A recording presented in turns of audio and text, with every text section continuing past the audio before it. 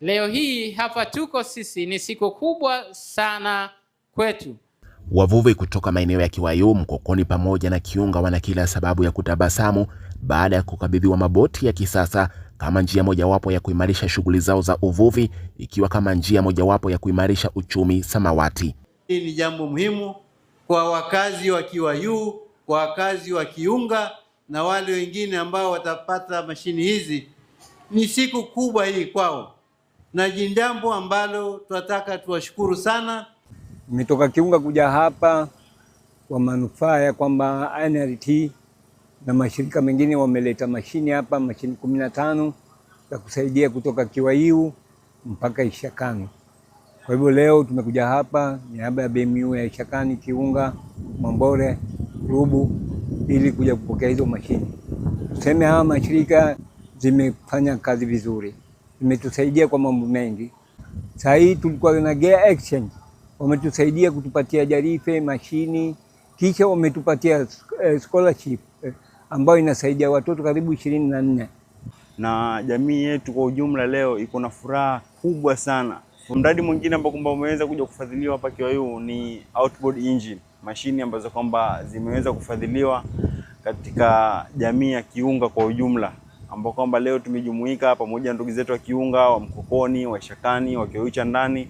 Leo sote tumejumuika hapa Kiwayu tukiweza kupokea injini hizo ambazo kwamba zitatusaidia katika upande wa uvuvi, ambao kwamba kitambo wengi walikuwa wako na shida za mashini wakikodisha huku na pale, lakini hivi leo na siku za nyuma kidogo tumeweza kufaidika mashini hizo, wenzetu wamefaidika na leo wengine watafaidika.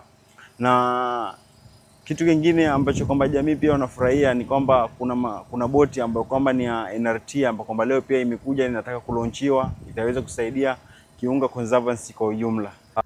Msaada huu wa maboti hayo ni msaada kutoka kwa shirika la NRT chini ya Royal Danish Embassy kwa kima cha shilingi milioni 12. My name is Tom Lalampa. I work for Northern Rangeland Trust. Today we are here at Kiwayu in Kiunga Conservancy to launch the NRT coastal boat, which has been generously funded by the Royal Danish Embassy at a tune of 12 million. This boat in particular will support our marine programs. We work across the islands, across Kiunga, Pate, and other of the islands, working very closely with our partners. And so this boat will support the operations. It will support the nature-based programs that will be running up to 2028 and beyond.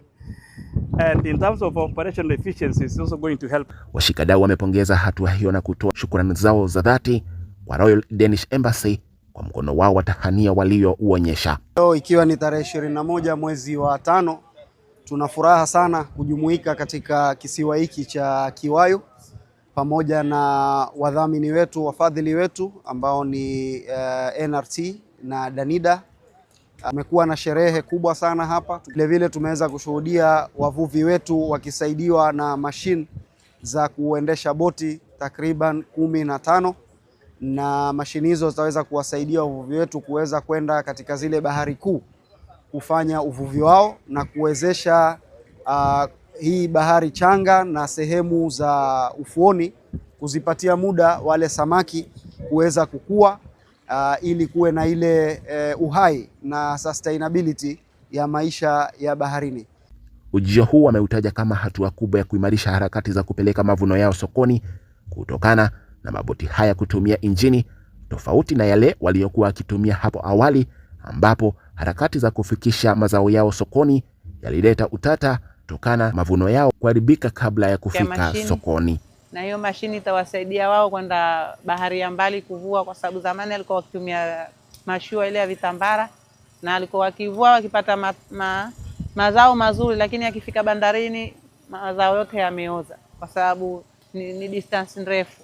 Lakini sasa hivi wana mashini, wakaenda kuvua kuanzia 12 mpaka saa 6 kwa wamerudi, na samaki wakiwa wako wazuri, pia wako na good quality, na pia wanapata bei nzuri kulingana na uboreshaji wao. Kakakin 254 Lamu.